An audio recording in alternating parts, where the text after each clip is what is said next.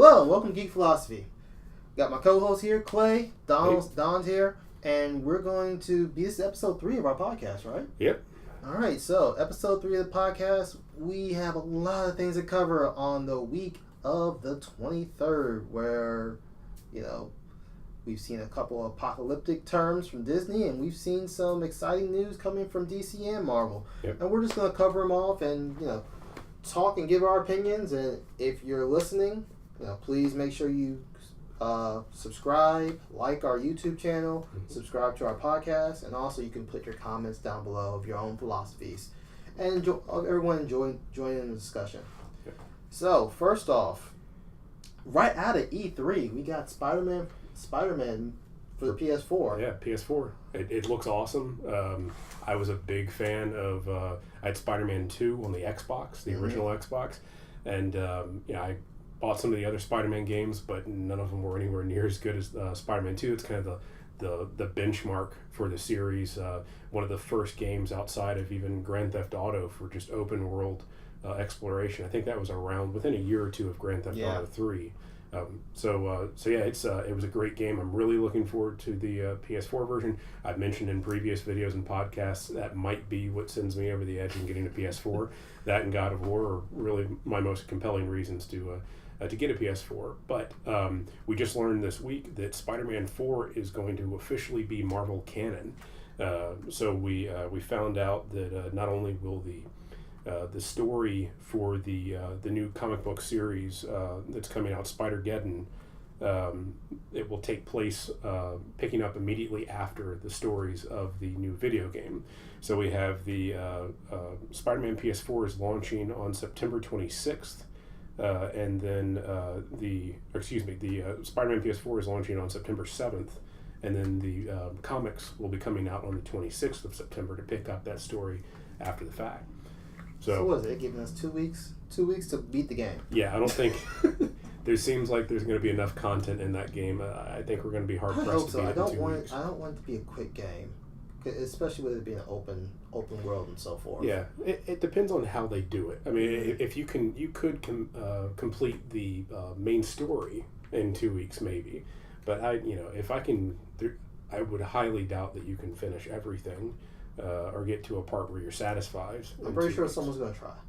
I'm sure. There's many people in there. It's going to be a Twitch channel that's definitely going to try playing it 24 hours a day just to... And I think that really gives incentive for our comic book people out there that's following Spider-Man, because I think Spider-Man issue... the Red Goblin arc just ended, which is supposed to end that comic book line. Right. So this is right in time for a new comic book line to start. So take a two months break off, and then bam, you have something following this epic game. So I think marketing wise, that's a great strategy. It's a great strategy. It's the same reason why I don't envy people who review video games, because to me, if you have a deadline and you have a weekend to finish Zelda or something like some of the games that just came out, it takes all the fun out of it. I want to be able to sit there and just grind away, level up, have fun with it. So I'm definitely going to check out the game and the comics, but I think it might be something that I pick up further down it's so challenging that we're in a society where there's so much content now. Yeah. Like while we're doing this podcast, we have to get ready for Luke Cage comes out today. Yeah. And we have to binge watch that. And then I have to make sure reviews out this weekend, because I want people to know how good it is and get people obsessed. So if something comes out in September that's binge worthy again, like you gotta binge, play video game, that's a lot. But I guess I can't really complain when you got so much to do. Difficult work. But yeah. So if you're listening to this this weekend, then make sure you check out Luke Cage on Netflix, new season. Like Don said, dropping today. Yep. And look forward to our review on that one, and we will be doing an extensive review on that one, just like we did Jessica Jones, season 2. But moving on, we got Aquaman confirmed for San Diego Comic-Con. Right, just like you said. It felt like it had to be. If we were going to do something, it had to be San Diego Comic-Con. Like there's certain comic book conventions that are just epic, and San Diego Comic-Con and New York Comic-Con, those two Yeah. That if you're going to break something out trailer-wise and get everyone's attention, that's one of them. And I didn't want to wait for Aquaman to come out in October. That's when the New York Comic Con. I didn't want it to come out 2 months before. I think DC has gotten a lot of slack for their movies, and with early reviews from the Europe CinemaCon coming out, or cinema event coming out, they're saying it's brighter, it's more fun. So I want to show people that and get them excited. Yeah. Please don't have no CGI villain. Don't have no, oh great, there's a skylight where there's a beam shooting up into the air and we got to figure out how to turn it off. Don't give me that. That's one of the tropes I think we can go ahead and let die. I think from what I've seen, the very little that we've seen so far, it seems like it's going to be more compelling than that. Yeah. I'm really looking forward to it. I think it could be a big turnaround for the DC universe, cinematic universe. So we'll have to wait and see, but at least we know it's not that far away anymore. Yep. And then going back to video games, we probably should tie this with the rest of the video games, but Pokemon Go. Looks like they're adding some new elements. One of the elements we found out was trading. So, trading is going to be available in Pokemon Go in the near future. And is it a coincidence that this is coming out right after E3 and we're about to have a game that's going to be tied with Pokemon Go? And yeah, we'll see. I mean, I think the two are going to merge. You'll start seeing more and more updates for Pokemon Go between now and when Go Pikachu and Go Eevee come out. I know I've mentioned before I'm a pretty hardcore Pokemon fan. Not excited about any of this at all. All right, so the trading doesn't get you excited yet. No, because I enjoy Pokemon Go for what it is. It's just something to do, like if I'm on the bus or something in the morning for a few minutes. So I pose a question. What can Let Go Pikachu, Let Go Eevee do that will make you be like, all right, I gotta get back into Pokemon Go? I don't think there's anything they can do. I enjoy Pokemon games, the core franchise. I'm trying to help out Game Freak right here. You're losing the core fan. I'm trying to get you back there. No, I will say I understand that this is not a core Pokemon game.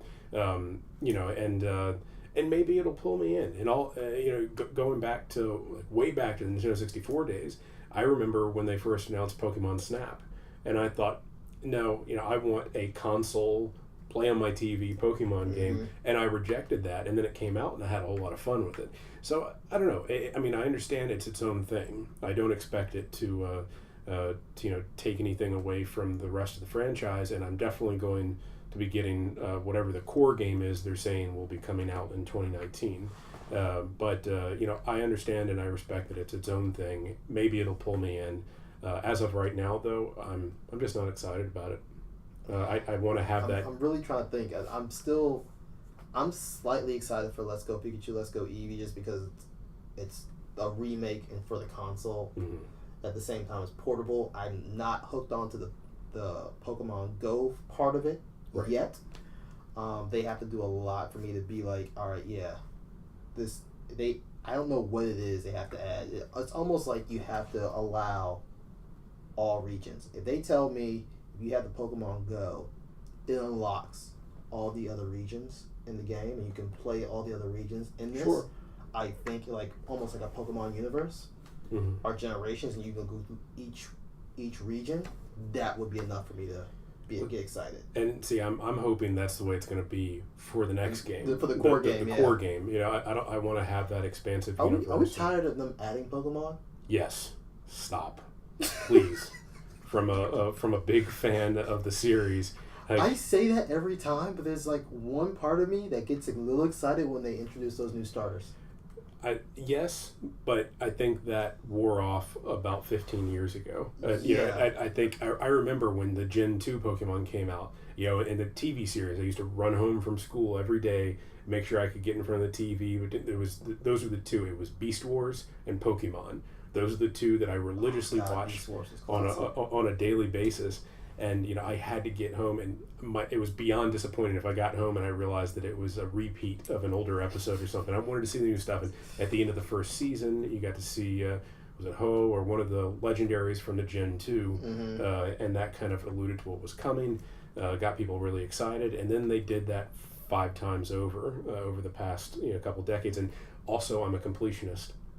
When it comes to Pokemon, I have to catch them all, right? I mean, that's what they tell you to do. And once you start getting, what are we at now? Is it? It's well over 1,000. I don't know if it's 1,000 yet, because like the last one only introduced like 50 or something. Like they start dwindling down how many they've been adding on. Right. Okay, the last 2 they left it under 50. Right. Before, like the first 3 was like 150 each go.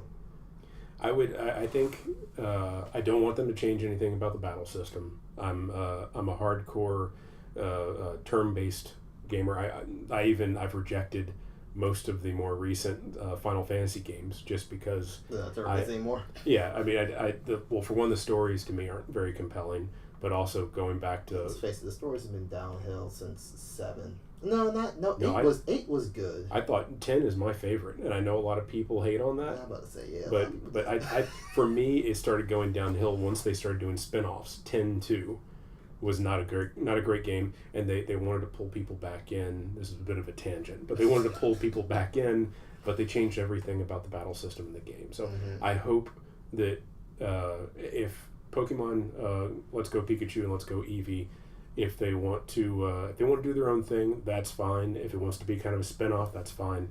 But just don't mess with the core franchise. Let it be its own thing, and do these spin-offs to try and figure something out new. That's great to do, but don't mess with the stuff that we all like. All right, so let's keep in the video game realm, and let's get your the Fallout 76 multiplayer only. Yes. So as I mentioned before, I'm a huge Fallout fan. I was really looking forward to learning more about 76. I'm still really up in the air about multiplayer. I understand that you don't have to play in groups, but it is an online only experience. So I'm curious to hear what everybody else has to say. Fans of the franchise, are you excited about it? Not at all. I want to know more details on the multiplayer aspect, because if I have to play with, I think it's a total of 12 people, so 11 other people on that map, do I have any say on who else is there? Can I have a world only populated by my friends? Am I forced to deal with 11 other total strangers? The people that are there in that world, the other 11 people, are they always going to be there, or is it just whoever's logged in? I don't want to start a game and walk out of the vault at the very beginning and then just get headshotted over and over and over again because somebody is just being a jerk. I don't want that to ruin my experience. I also really enjoy the story of Fallout games. Bethesda's been great about that. And as we all know, with online multiplayer games like this, there's really no end to the story. You can't have that when people are logging in, new people every day, and some people have been playing for a year, other people, this is their first day. So it's got to be an open-ended kind of revolving storyline, and is that going to make the story suffer because they can't have a proper ending to the game? One thing that does give me hope is that they said that they're dedicated to constantly adding in free updates and expansions. Okay. So that's a little incentive there. That gives me some hope. I don't know. I want to know just a little bit more of the details. I don't know if I'm going to get it on day one. Maybe it'll be something that I ask for the holidays. I know this is comes out in November, so wait a month and see how things go. Perfect. That's perfect holiday timing. Yeah. Like, I think anything that comes out around that November, December, you're not really looking at day one sales. You're looking at that quarter sales, and what you're really looking at is how much can I get sold by the end of the year. And I think that's, for a video game, I think that's a good realistic number, is like wait till Christmas. So we'll have to see. Time will tell on it. And then after Christmas, after you finish your Christmas dinner, you can go online and play this and yell at a whole bunch of people, and you'll hear every curse word under the sun and every slanderous name. Everybody's taking out their aggression from having to deal with the stereotypical family discussions during the holidays. You noob. Right. So we'll see how it goes. I'm excited about it. I'm just gonna wait and see. I haven't pre-ordered anything. I'd like to participate in the beta, but I just wanna get some real world reviews before I'm gonna put down $60-$70 or whatever it is, and hope that just like with the Pokemon franchise, that they have a more core game coming up. But I have a feeling that given the timing, and we're hearing rumors now that the next Xbox will be coming out in 2020, and I'm sure PlayStation will be around that time. I have a feeling this is one of those. We're almost getting to that lame duck session where, for the next year or two, a lot of developers are going to be looking to the next thing. Well, it's very hard for a developer when you're relying on another company with the hardware, and they say, "Oh, we're going to introduce a new system." Right. And at that time, you're like, "Oh, well, all right. That means the sales on this old system that's been used is going to decrease. That means I either have to make 4 editions, or I have to make it exclusive to the next gen to help boost the sales of the next gen." Right. So I can keep my foot in the door and keep my partnership well. It's a tough place to be at for a developer, I think, when you're getting put in that situation. Definitely, yeah. But I'm pretty sure there is something coming. It's almost like it's better just to be with Nintendo, because they have their stuff figured out. Like, look, we're going to come up with something more innovative, but it's not going to kill any other system that we have. Sure. And I'm surprised we haven't heard about it already, but with Bethesda's current relationship with Nintendo, I was honestly expecting to see even if it was a Fallout 3 remastered, what I was holding out hope for was a redo and bringing the original Fallout games pre-Bethesda to the Switch especially. I mean, those older games I think would work great on especially the Switch. But we'll have to see. Maybe they'll push something closer to when the new Fallout game is going to be coming out. But I'd like to see all of those available on the Switch as well. Yeah. All right. So this is the biggest news this week. Disney has upped their bid for Fox. Yep. Now, if you don't know, Disney has been bidding to own the Fox television, entertainment, movie production, their cable services like FX and so forth. They're trying to get that part. That would mean like The Simpsons, Family Guy, Modern Family. Also include X-Men, Bring Them Home, Deadpool, all of Fantastic Four, all those Predator, all these different intellectual properties that Fox has done. Avatar, and Fox has agreed. They came with an offer they couldn't refuse. Right. Originally, I think it was like $54 billion, and Comcast came in. And at first, I thought Comcast was trolling.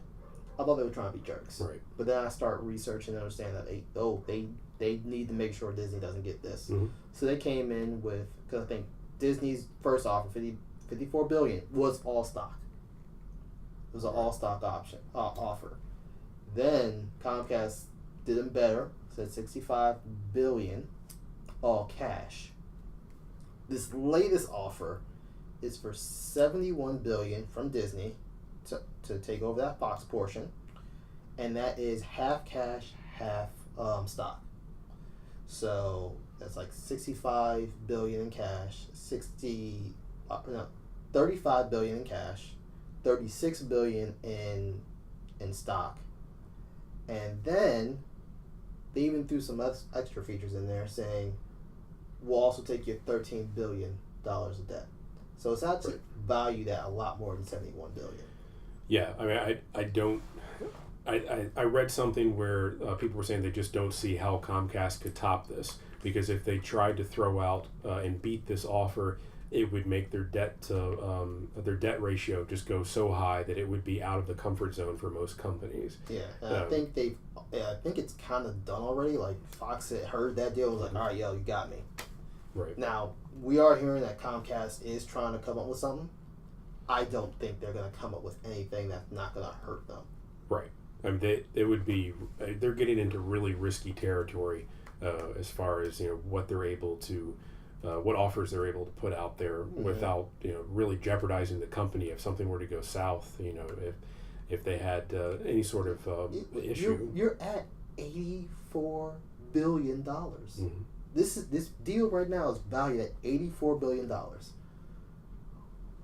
What do we go? We're getting into Austin Powers money. Yeah, $1 trillion. Like right. We're getting into crazy money right now. Yeah. If you keep going above that, you're talking about a lot more money than what most countries have. So yeah, I don't think Comcast is going to be able to do anything more on this. I personally hope they aren't able to, because I want to see that MCU with basically everybody but Spider-Man, and we can just keep making deals with Sony to bring him in and have that. You know, that deal is also a little extensive, because that's also depending on how well this Venom movie does. Right. We've already, the Black and Silver, the whole Black Cat and Silver Sable movie has been taken off the docket as of recently. Venom movie, they just released another trailer, and I'm not excited for it. Yeah, well, we'll see. I think it's nothing against Tom Hardy. I like him as an actor. He's not the greatest actor, but I like him as an actor. Like, he's a good guy. But these trailers aren't doing it for me, and the fact that it's now officially in its own universe, it's not mixed with the MCU. I think that's the biggest problem. I think that if they find a way to it doesn't even have to be in the MCU, but to have Venom without any mention of Spider-Man. Well, it's weird because there's also rumors saying that Tom Holland has been on the set. Right. So Tom Holland is possibly in the movie, but this is not MCU territory, so this is getting weird. Are we getting into the Spider-Verse? Because we do have that movie coming out with by Sony with Miles Morales as the focus, and Into the Spider-Verse. Are we getting into this kind of territory? Are we getting into CW Flash, where they have multiple Earths and so forth? Are we getting into that in the movie realm? Maybe. I mean, they could use that as an excuse to try and make it better. Sorry, excuse. Yeah. I mean, it's the same thing where, any fan of DC is looking at what Warner Brothers is doing and just pulling their hair out when you're thinking about, like, oh, we're going to have these Joker movies that are going to be something different from what we're trying to do with what they're already struggling with Suicide Squad and all the other DC movies. Like, just concentrate on one thing, make sure you do it right, and stop confusing the fans or making things up as you go along. I'll give the Venom movie a chance. I'll give it a chance. It's just I'm not getting excited for it, and it's I don't know what else. But now that let's go on to a happy note, because this is depressing. Now that the DC has done this, and DC holds all the power, and they have all their property, they're going to get all their properties back. I think this deal goes down. Still has to be weighed and so forth. So it looks like the new deal has to be reviewed until July 10th.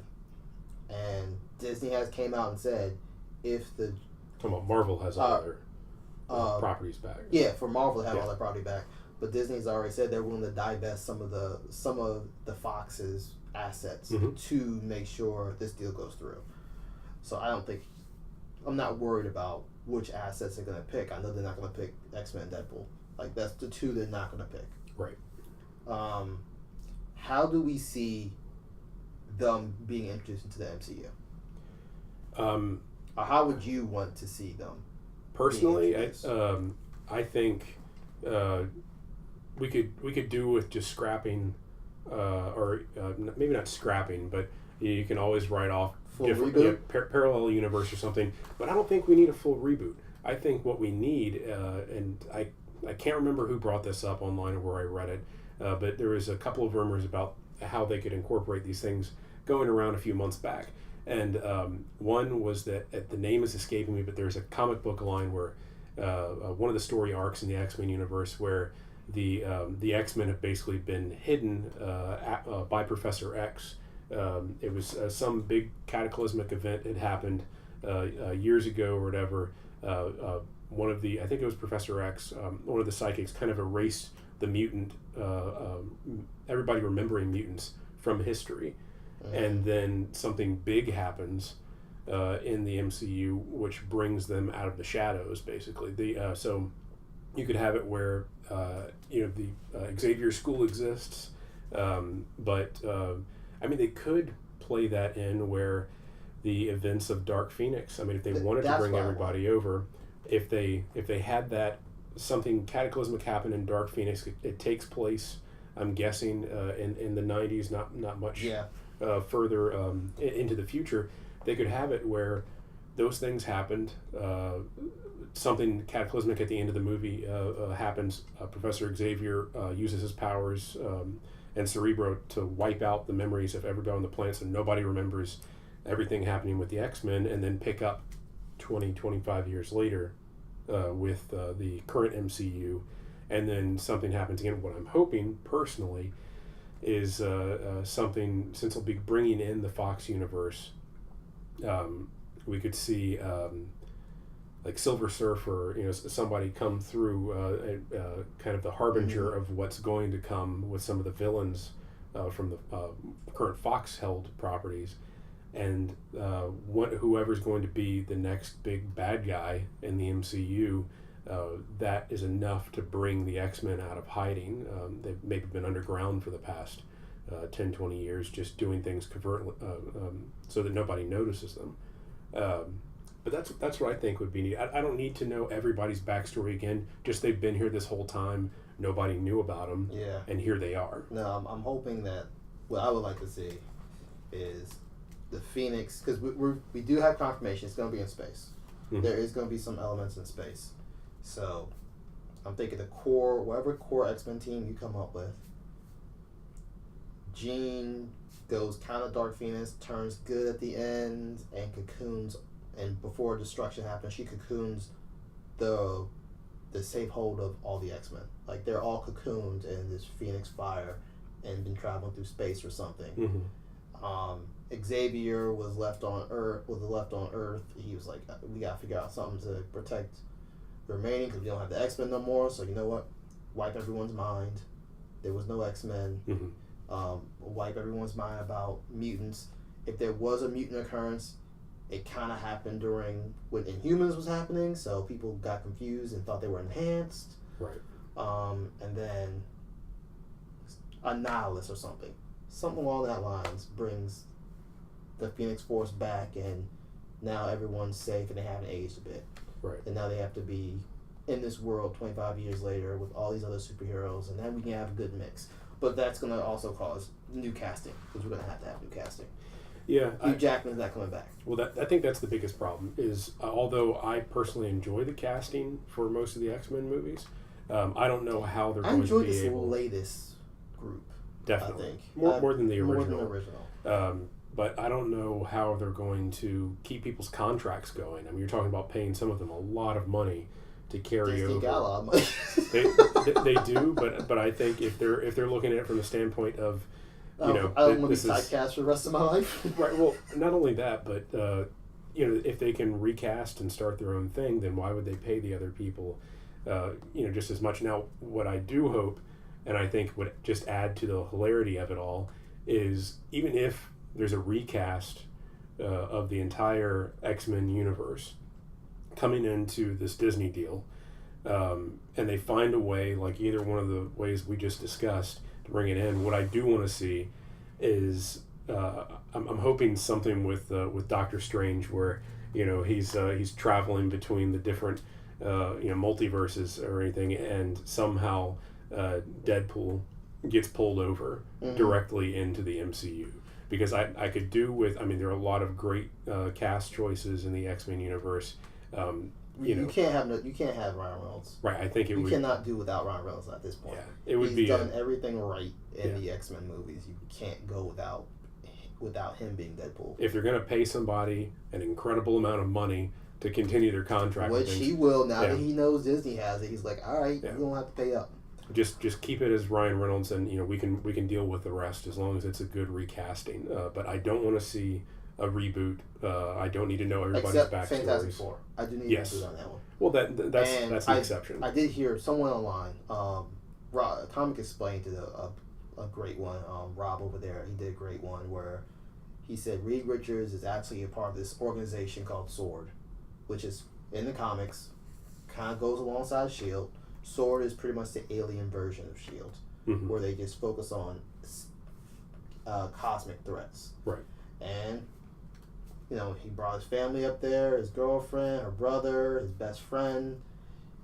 There's an anomaly happen. They have to leave the sword ship and check it out. They get hit cosmic rays. There's a Fantastic Four right there without going into a retelling of the old story. And then it can explain where they've been this whole time. Well, I think they could even tie those in together. What if that anomaly is Silver Surfer and Galactus? Yeah. And the impending danger of those two coming to Earth is not only what creates the Fantastic Four, but also brings the X-Men out of hiding in the MCU. Yeah. Bring everyone home. Yeah. That's all we need. And I want to see Ryan Reynolds in the MCU and being able to not only joke on both generations of the X-Men movies, but then the... I want to see him with Cap and be like, weren't you on fire one time? Right. But, we have so many thoughts on that, but we gotta keep moving on with this, with all the other trailers that came out with Creed 2. Yep. Amazing. It was a surprise too. I wasn't expecting this anytime soon. All I saw was Michael B. Jordan posted a Twitter picture of Creed 2. And I'm like, oh, that's a nice poster. Mm-hmm. Next day, trailer.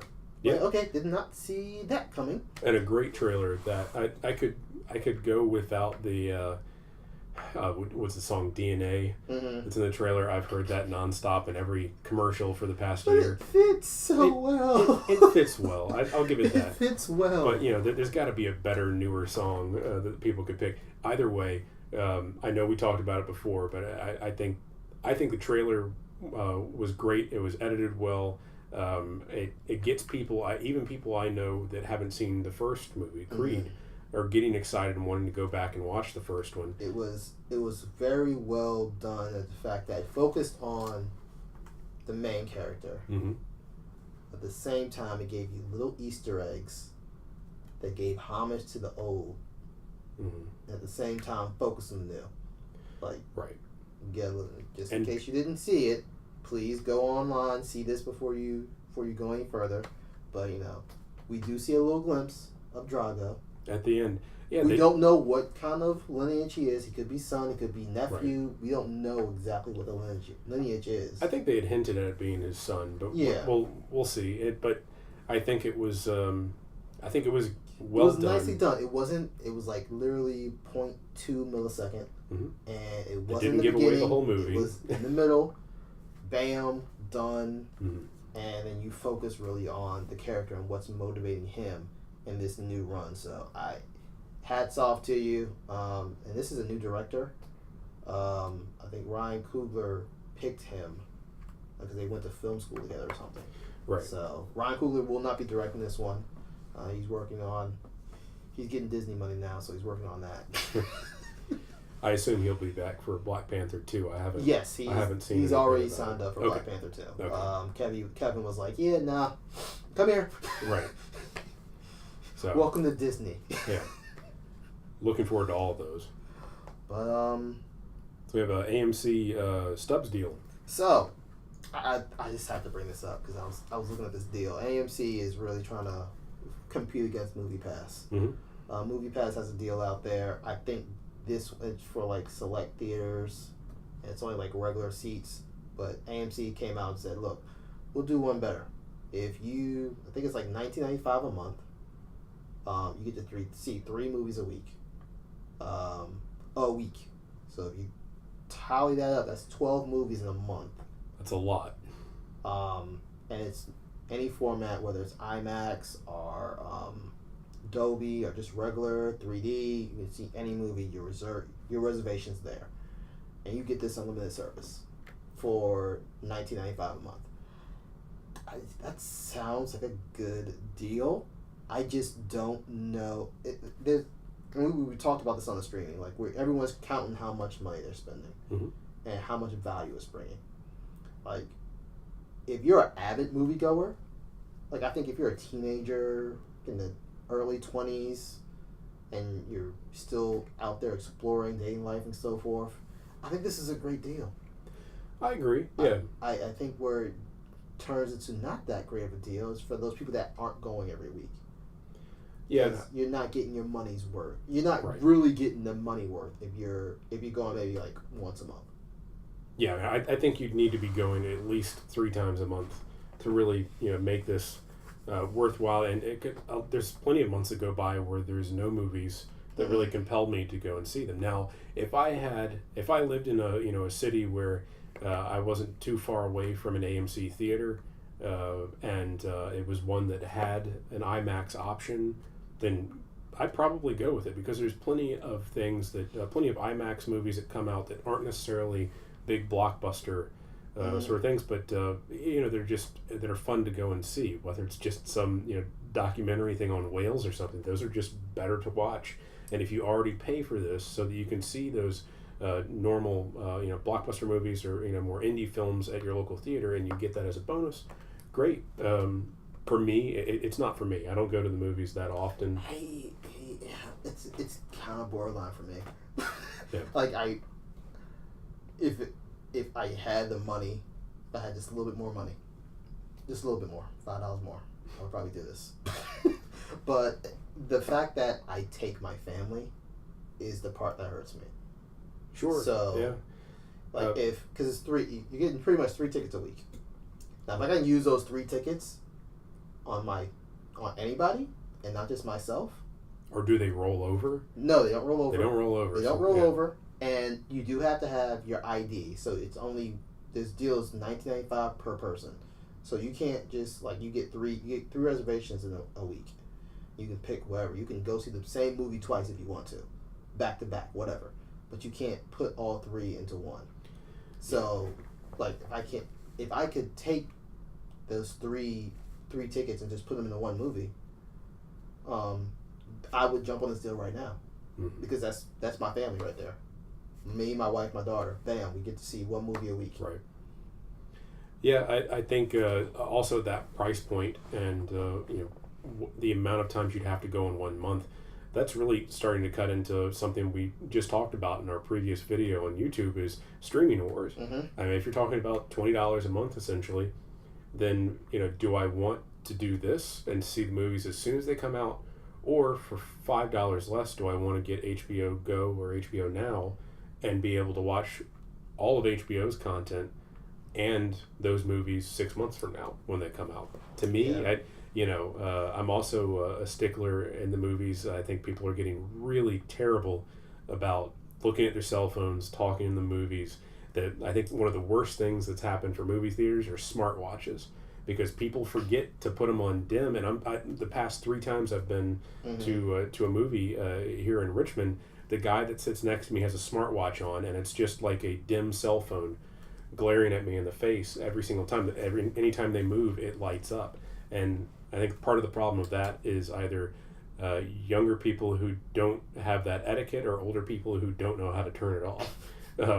So it's I only go out for those big blockbusters that I want to see, and I'm making an event for my wife and I. We go out and we get dinner and everything, have a couple of drinks, and it's just, I'm not the sort of person who's going to go to the movies that often to where it would be worthwhile. If DC and Marvel really get on fire, and because we're getting to that point where we're going to have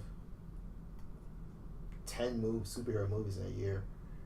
At that point, if that happens, if it gets to that point, I might have to sign this up. I might have to sign myself up for this if we get to that point where it's like, all right, because at least at that point, $19.95, that's almost what I pay for 1 ticket.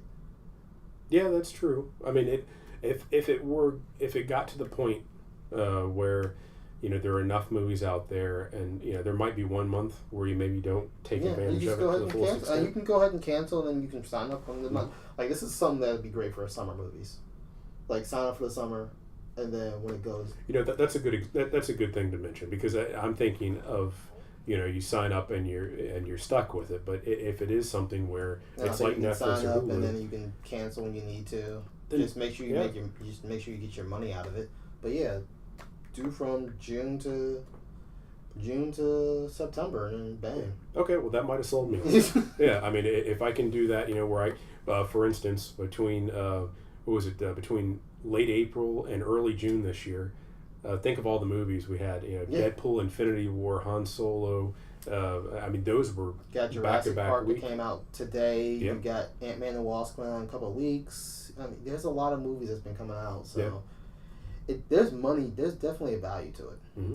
But all right, let's move on to. All right, we need to talk about this one because I know you went to see Solo, and you enjoyed it. I did. But it looks like the rest of the nation has forced Disney's hand, and Disney has said, we're putting a hold on all spin-off movies right this moment. The nation didn't do that. Disney did. I mentioned it before. Do you think they took some of the money from the spin-off movies? Be like, look, we need this Marvel deal. Come on, we're gonna take this money out. It could be. I mean, they know they're going to make bank on all of the mainstream Star Wars movies. I personally enjoyed Solo. I thought it was a lot better than what I went into it with. Really low expectations. Maybe that's why I enjoyed it. But I don't know. I thought it was a lot of fun. I'm not going to spoil anything because I know we're still not that far out from the movie, but I think it had probably my favorite cameo of any Star Wars movies. I found out recently that was something that they did in post-production that was kind of a last-minute idea. But I had fun with the movie. I want to see more. And before I went to the movie, if you had told me, do you want them to kind of draw it out into a solo trilogy? I would have told you no. But after seeing it, I had a lot of fun going. So I hope they change their mind. But also, when you look at the budgets for these things, it's a Star Wars movie. Do you really need to advertise it that much? Does your advertising budget really need to be many millions of dollars? I don't. So are you? Your theory is you didn't have to advertise that much. You still would have got the same amount of money. I think so, and then it wouldn't have been because they're looking at how much profit they made off of it, and if they put in a fraction of the amount of advertising budget that they had, because that was one of the factors that went into them saying we didn't make enough money off of this, and then you look at the hundreds of millions that they spent just on advertising it. I'm sorry, I got to debate you on that one because as many Star Wars fans there are, there's still a mainstream audience that still went to see this. So, if I even lowballed it and said 25% were not Star Wars fans, they were just average moviegoers, you might not. That's 25% that would have came out, and I think that still would have been. It still would have hurt you. I don't know. I think I would attribute the lack of success more. I think I contribute the lack of success to this movie really to Last Jedi. Oh, no, that's what I was going to say. Yeah, I think a lot of people like myself, and sounds like you too, left The Last Jedi thinking like it was weird. When I first left the movie, I was like, man, I really enjoyed that. And then it was kind of the adrenaline rush of seeing a Star Wars movie. And then literally every hour that evening after I was removed from the movie theater, and I start thinking about like plot holes and things that didn't make sense and characters that were killed off that didn't need to be, or, like, all right, I'm going to vent here for a second, but Admiral Akbar, like, he just dies off screen. You're talking about somebody who's been in that franchise and is a fan favorite for decades. Oh, okay, hold on. He's a meme favorite. He's not a fan favorite. Yeah, but the only thing he's really known for is a trap. That's it. That's his fame.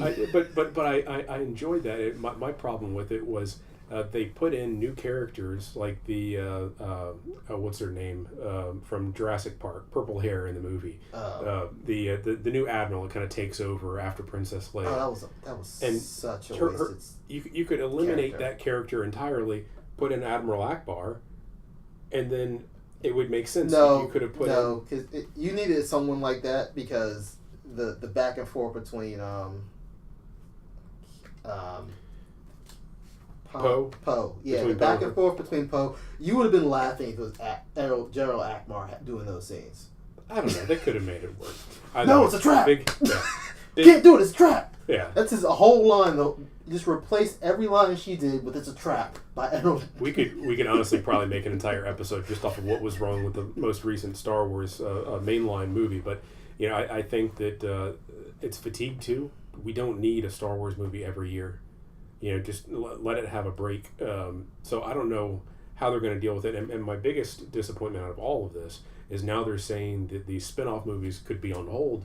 is not that I won't see another Solo movie. It's that I want to see the Obi-Wan movie. I want to see the Obi-Wan. I want to see Ewan McGregor come back and do a proper old man Obi-Wan lead up to the original Star Wars franchise, because I think he was one of the best things about the the prequel trilogy, and now we're in the exact time frame where Ewan McGregor is now the same age, or around about the same age, as Alec Guinness was when he played the character in the original movie. So throw some gray hair on Ewan McGregor and put him in a movie. I want to see that. I think it could be fun. I think that's the one that hurts me the most. I wasn't that concerned about Boba Fett, that movie. No, we don't need to see that. I wanted to see Kenobi. Yeah. I wanted to see that movie because that links. I think that links the prequels and the original together. And I think it's a more compelling story than knowing about what Han Solo did when he was younger. Mm-hmm. So I don't know. We'll have to wait. I'm sure that it's not the last spin-off movie we've seen from the Star Wars universe. You know what? They might just be. I literally think someone came in and be like, "Yo, we need more money for this Fox deal. We're gonna take the budget for these movies, and you know what? When we make our X-Men versus Avengers movie, and break all records, right? We'll bring the money back. Roll some of the profits over. So we'll wait. How much money that would make? X-Men versus Avengers.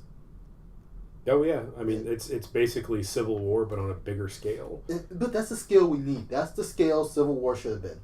Right. That's exactly what it needed to be. I would rather see that than a Civil War 2. Yeah. Put into. Please don't do a Civil War 2. Don't do that. It didn't work for the comics. It will not work for the movies either. All right. Coming into the comic book corner, we got Marvel Infinity Warps. It's going to be a mini-series, warping some of our favorite Marvel characters into one character. I think we saw Soldier Supreme, a mix of Doctor Strange and Captain America, and we got Iron Hammer. Those are the two that's been kind of shown in online so far. This series isn't coming until like the fall or late fall. Right. But I really feel like this is a. I think Marvel's comic sales. I think they've been relying too heavily on just their name. I think they've been relying too heavily on their name, and because the last couple storylines that came out, Secret Empire, even though some people didn't like it, I did enjoy Secret Empire. I did too. But the rest of the stories haven't been doing well by the fan base. This is also something where when I first saw it, I was like, "Oh wow, that's interesting." And then the more I thought about it, I was like, "That also kind of seems like they're running out of ideas." Yep. Yeah, let's just. It's kind of like those weird action figures when we were growing up, where they'd take two different things and mash them together. Wait, do you remember back in the, I want to say 90s, late 90s, DC and Marvel did DC versus Marvel. Mm-hmm. And then they came up with the alchemic universe, where they just fused characters together. You had Super Soldier and Dark Claw and Spider-Boy, like Wonder Amazon. Like, you had all these weird combinations. Yeah. I feel like Marvel's like, hey, you remember that? Let's do it with just our heroes. Right.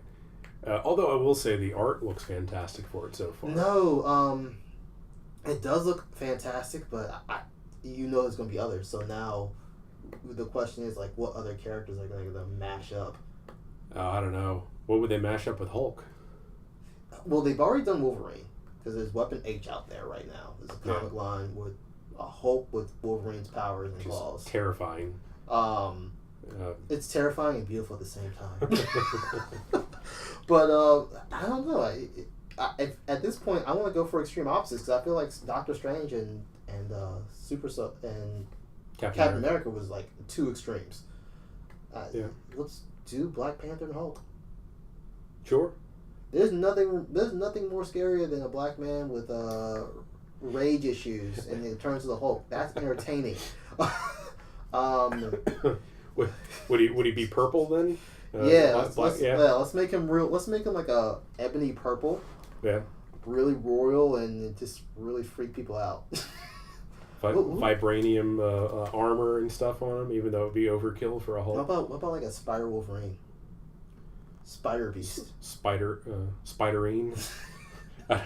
Yeah. I mean, anything like that. He swings around and then he slices you with his claws at the same time. I think that looks more like that's actually a little bit closer to a spider than Spider-Man is already. Animalistic, jumping from buildings and everything. I think I'm more looking forward to just seeing the mashups and the artwork than I am the storyline. But maybe they could pull me in. Ghost Rider and Silver Surfer. That would be kind of beast. A flaming on fire board. Yeah. That means you gotta mix up some superheroes. You gotta mix up some supervillains at this point then. Like Red Skull and Mordu, or Dormammu. Yeah. That's just a flaming skull. Like you it's already kind of done. What about Dr. Octodoom? Or Dr. Yeah, sure. Yeah, let's go with that. The metal spider or octopus legs attached to Dr. Doom, and I feel like Dr. Doom's just way too classy for that. Yeah. So I don't know. Dr. Doom will come up to me and be like, "Y'all not mix me with no other villains." Right. Got that? So Doom is himself. Yeah. Let us know though if you have any ideas for what these mashups could, what we could look forward to in these mashups. Whether it be villains or heroes. I'd be interested to hear what everybody has to say, and we'll have more to come on that as they announce more of the storylines that are coming out. Dude, if they really do Black Panther and Hulk, I want royalties. I said it here first. I want royalties. They're going to have to show some paperwork that they came up with it before we did. On the 22nd of June. All right, so I think it's time for our favorite segment. Random battles. Yeah.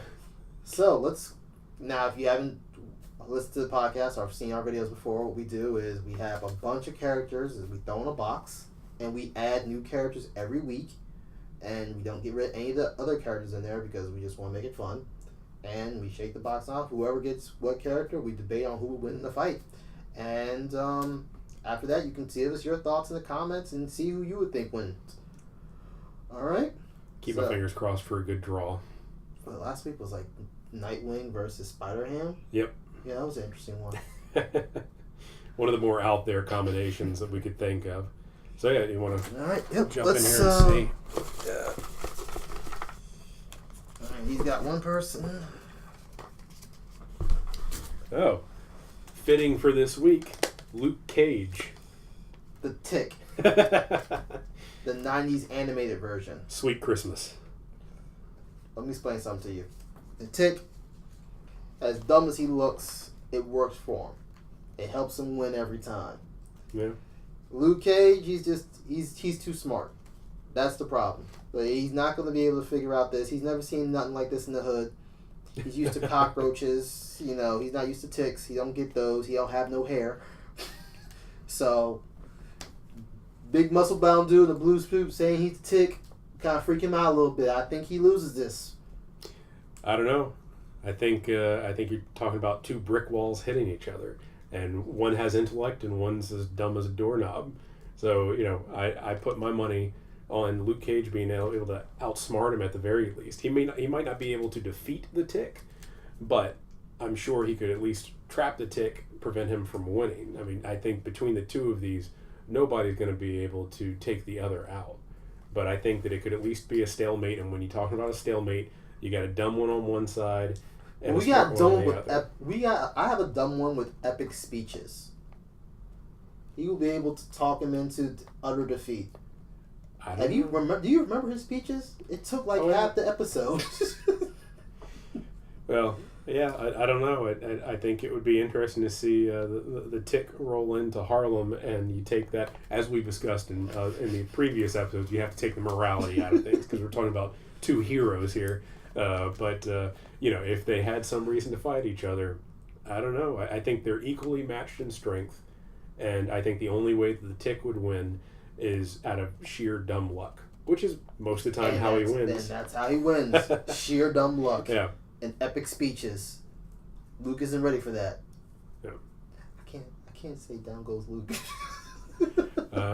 But shout out to both the original Tick cartoon, because those were some great ones from the 90s. Yes, and I love the new Amazon Prime series. I think it's a great interpretation of it. I gotta put that on my list. I've been meaning to watch that, but I haven't done it yet. Yeah, it's a lot of fun, and you have both. They did the first season in 2 halves, and both are out now. Okay. But yeah, highly recommended to watch. It's a lot of fun, and I had my doubts on how that would translate onto screen. But yeah, I don't know how that would work out, because, like I said, I think they're equally matched strength-wise. Have we ever said that Tick isn't indestructible? I don't know. I don't know if he's ever really been defeated. I mean, maybe just temporarily. We've kind of seen cartoon logic. Right. I've never seen like actual physical evidence saying that he's completely indestructible. No, but they kind of allude to that in the Amazon series. He's the power of a Tick, and a Tick right. is almost indestructible unless you get a really big shoe. Right. So the fact that Luke does not have a really big shoe, I win. All right. That's the end of our podcast, guys. Thanks for joining, as always. Make sure you like, subscribe to the podcast and our YouTube channel. And if you want to get on the fun, let us know who will win, the Tick versus Luke Cage. Put down in the comments. Put down your philosophies. All right. Thanks for joining us. Geek Philosophy, the Geek Way of Thinking. Have a great day, y'all. Bye. Bye. Thank you for stopping by Geek Philosophy. If you like this video, hit that thumbs up button, put your philosophies in the comments, and also hit that subscribe button so you can be notified of all future videos. Thanks for stopping by Geek Philosophy, the Geek Way of Thinking.